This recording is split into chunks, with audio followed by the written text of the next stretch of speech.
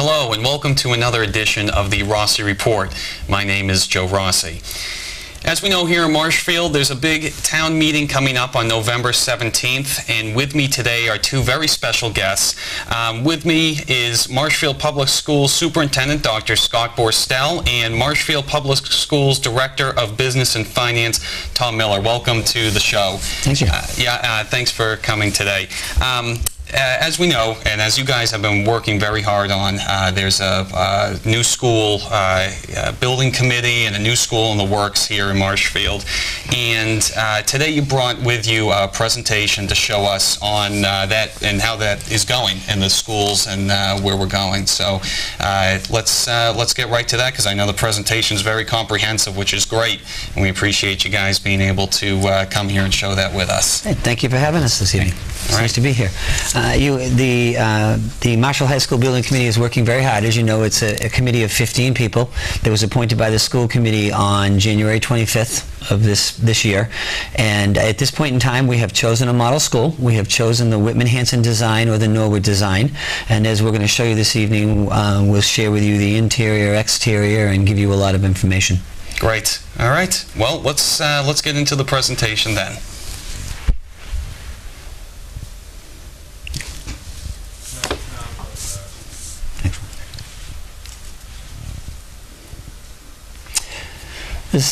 What you see is the proposed interior design of the new Marshfield High School. As I said to you, it is a model school design, which is the Whitman-Hanson design. You're looking at the first floor. On the right-hand side of the building, it's the academic core. There are actually 3 stories high on the right-hand side. It's 41 feet high at its elevation at its highest point. On the left-hand side, you can see the building. It's 2 stories. The auditorium, gymnasium, and cafeteria are contained on the left-hand side. The proposed building is just over 267,000 square feet. The current building is just under 210,000 square feet. And there's been a lot of time and energy put in by the building committee, by the public, by the staff, working with the architects to design a very solid instructional core, which includes a whole host of classroom spaces, including a television studio, a family consumer science area, or a culinary arts restaurant, robotics, there's plastics, there's the humanities, which is English language arts, social studies, and world languages, as well as science, technology, engineering, and mathematics, which is STEM. And then there's also the comprehensive areas that include the health areas, comprehensive health, physical education, and the performing arts. Yeah, and I know that as you've mentioned, we're basing this off of the Whitman High School model, but one of the unique features I know from looking at this is that we actually have shops included in our design, which is unique to, say, Whitman-Hanson's school. So even though this is a model school, we are able to make modifications to it to kind of custom our curriculum. I guess the other thing that some have been wondering is, have some of the school departments had time to kind of sit down and work with the architect on these pieces? They have. The architects have had a whole host of meetings with department heads, with classroom teachers, with support staff at Marshfield High School to look at what the content of the design of the inside of the building will look like. So there's been feedback provided by members of the Marshfield High School community on what the inside of the building should look like. And now in terms of its placement, as we'll get into in a little bit, you've also had community meetings about that too. Many. Yes.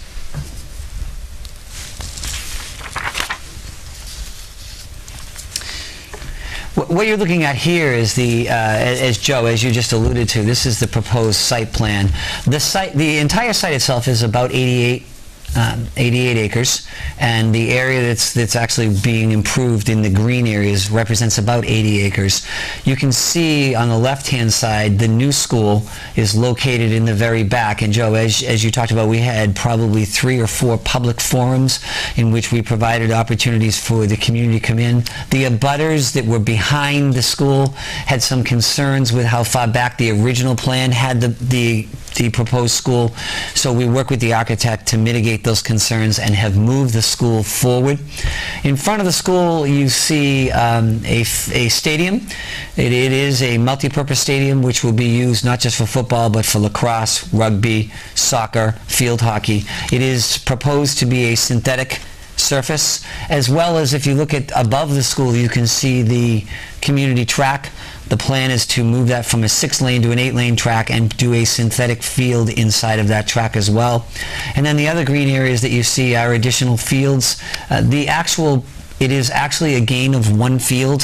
However, if the 2 synthetic fields remain, their use is comparable to an additional 6 fields. Each synthetic field is comparable to 3 fields because you can use it from early morning until the community decides they want to turn the lights off at night. Yeah, that's great because I know that there's been concern in our town right now with the field issue, and this certainly does seem to address some of those concerns anyway, so that's great. And the other thing too is when, because I know I was at a couple of the meetings, they were discussing the track issue, about how when we were going to be building a football stadium with a track around it when we already had one. So I'm guessing that we've looked into the expansion of the track, and that seems to be something we're moving forward with. Absolutely. Yeah, and just as Dr. Borstel mentioned, we had several meetings with the abutters. We also had several meetings with youth sports, our Marshfield High School athletic coaches, and that's helped develop this plan. As you said, the original track in the original proposal actually circled in that multi-purpose stadium.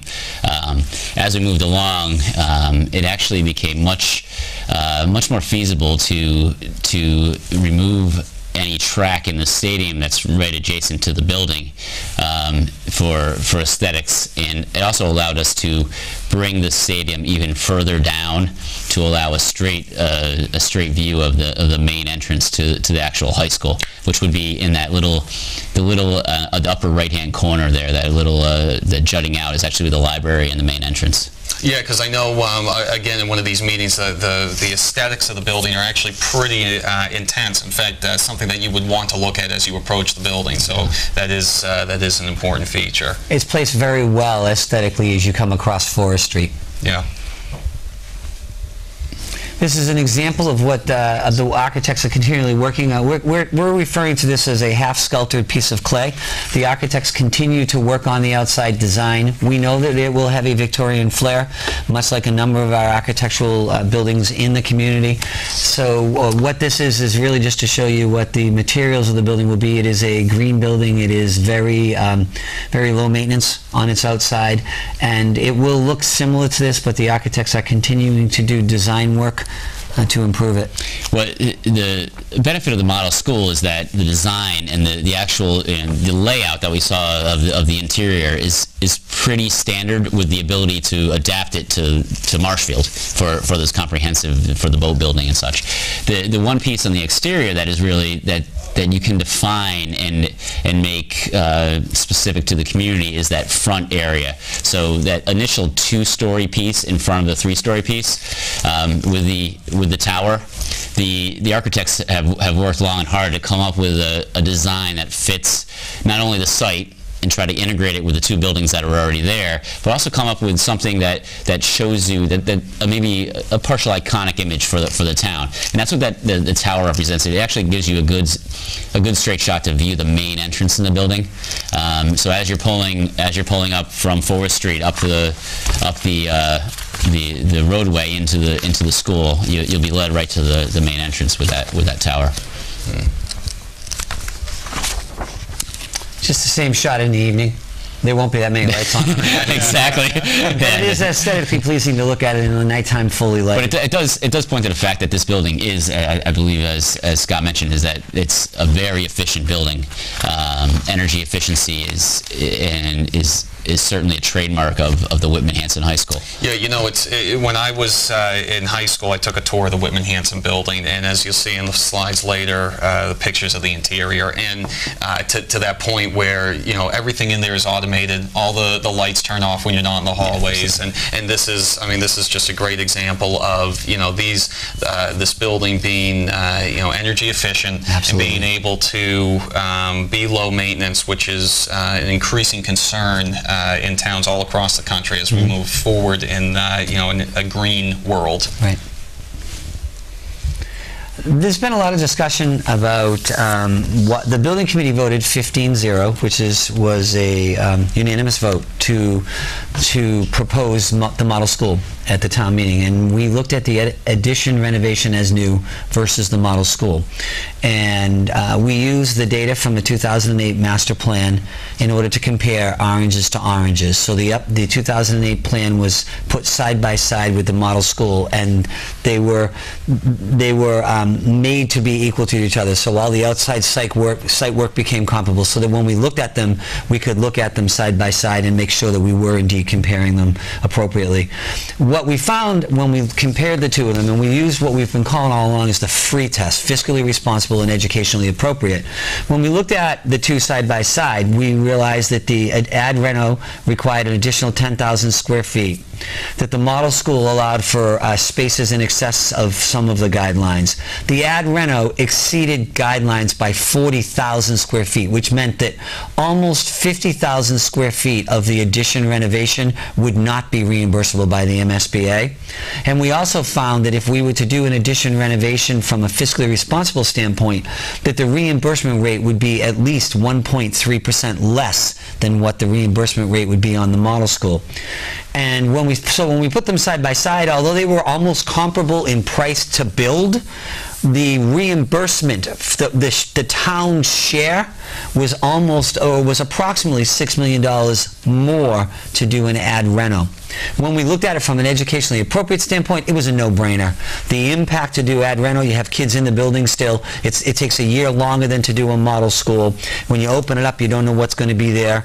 The impact on the educational process itself. So when we put it through the free test, it clearly was the model school was the best way to go. Yeah, because I know that you keep mentioning, you know, and something that I think touches a lot of people is not only the most fiscally responsible, but the most educationally appropriate option. So you feel that the model school is that option then? The committee did? Absolutely. Okay, great. All 15 of its members. And one thing to add, just as an aside with a potential addition renovation, Marshfield would receive zero reimbursement unless the building was upgraded to as new condition, which means pretty much pulling that building completely apart, just down to virtually nothing, and renovating it to meet codes, new building standards, ADA compliance, and quickly that adds up. And that's a part that many people question. But when you get right down to it, to do a renovation,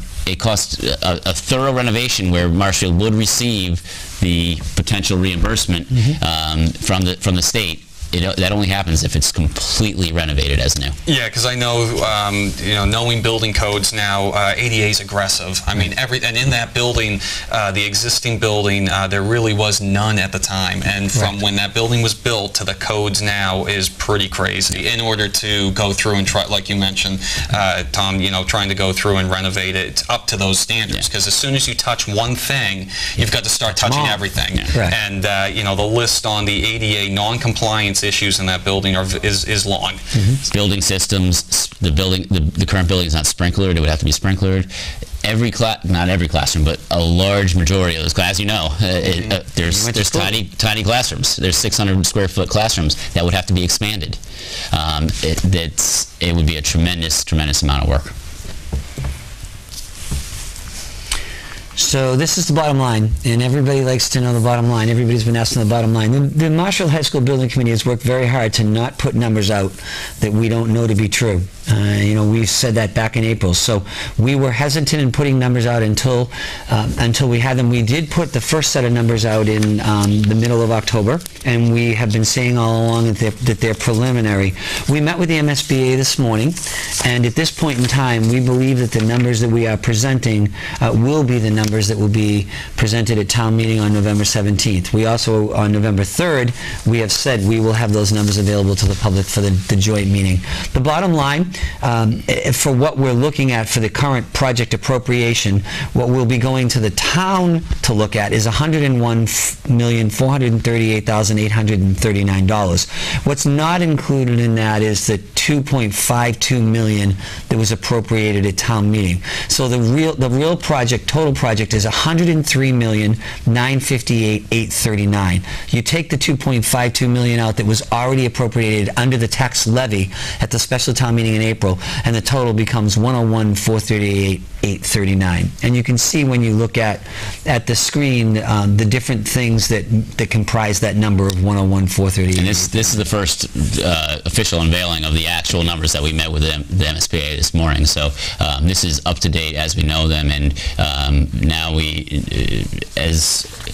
have a very good reason to believe these are the final numbers. It's just waiting MSBA. We also know, Joe, that the reimbursement rate will be 55.61.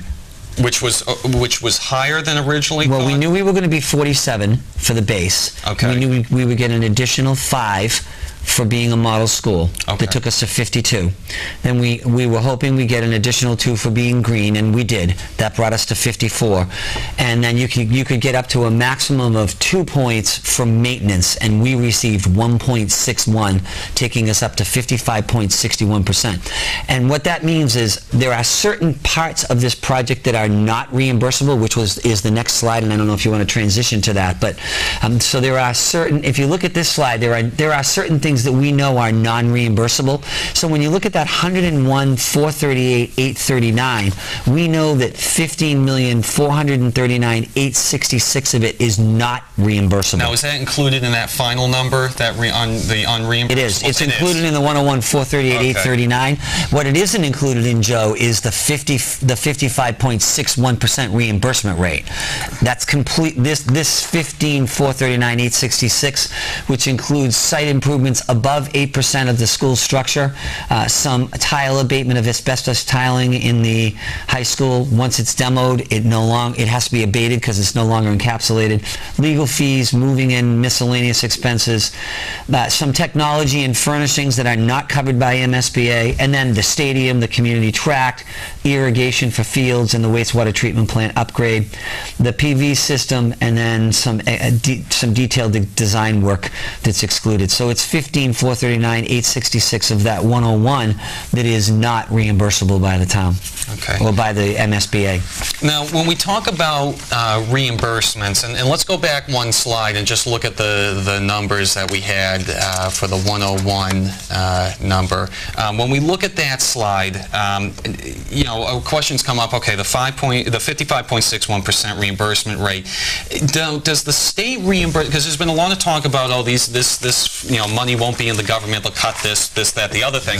Will this actually be reimbursed over time, or do they give us a lump sum and reimburse us that way? They've actually, the MSBA took over building school buildings in 2004 from the Department of Elementary and Secondary Education.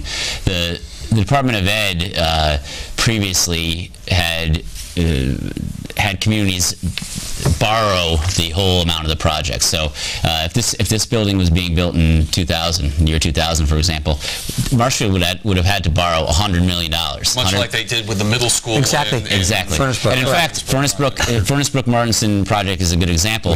We're still paying for it, and then we're still receiving reimbursements from the state for it, and we will be doing that for another 10 years. The MSBA has come up with what is called a pro-pay system, progress payments. Okay, and what it allows communities to do is greatly save on interest costs. So, for example, when we start the project, our town treasurer will be able to short-term borrow for the project in 6-month increments. And so, for example, if we spent $15 million in the first 6 months on construction, she would be able to borrow that $15 million, and we would instantly submit that as we expended it to the MSBA, and they would immediately reimburse us within 2 weeks. So the town is immediately receiving the reimbursement for their costs. Completely different system, and what it allows communities to do is to work with the cash flow of the project and manage the money to greatly save on interest costs. So in the end, when the project is complete, the net the net of the project cost, approximately $101 million, will be offset. I don't know if this is another slide coming up. Will be offset by approximately $49 million. So almost half the project costs will be reimbursed by the state. And in the end, that leaves the town of Marshfield with approximately $50 to $52 million that, quote unquote, they borrowed. Okay. And then we pay the interest on that as a community. Oh, there we go. And right, this is, as Mr. Miller alluded to, this is another one of the big questions that we've received as we've been doing our public presentations. Well, what is the estimated impact on our taxes? And obviously this is preliminary, and it's based on a couple of things. It's based on the fact that we believe at this point that the town of Marshfield's contribution is estimated to be $52.2 million.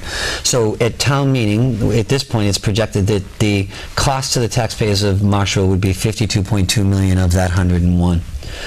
The town treasurer, Nancy Holt, is telling us that, and bond counsel is telling us that the estimated interest rate on the bond should be 4.85%, and it will be a 20-year bond.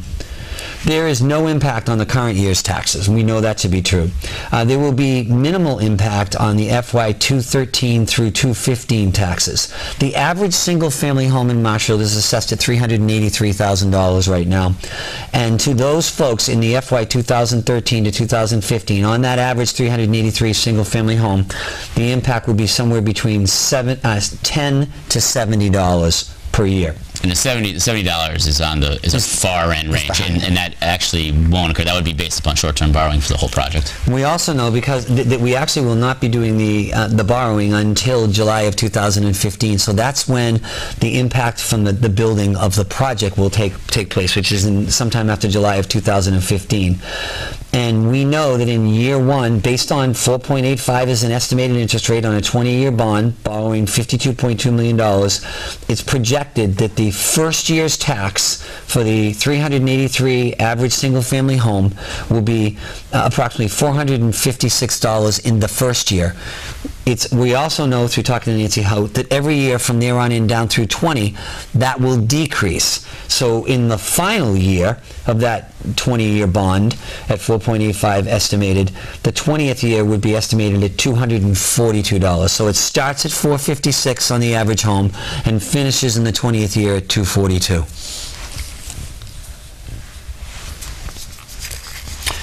So where do we go from here? Well, we know that there are some major meetings coming up, and actually there's one on November 3rd at 7 o'clock at the Martinson Elementary School auditorium, and that's the joint meeting between the advisory and the selectmen. And again, that's going to be held at 7 o'clock. And then November 9th is a public forum at Marshfield High School at 7 p.m., at which time we will be doing a presentation and then offering tours of the building again for anybody that would like to see the building before the November 17th town meeting.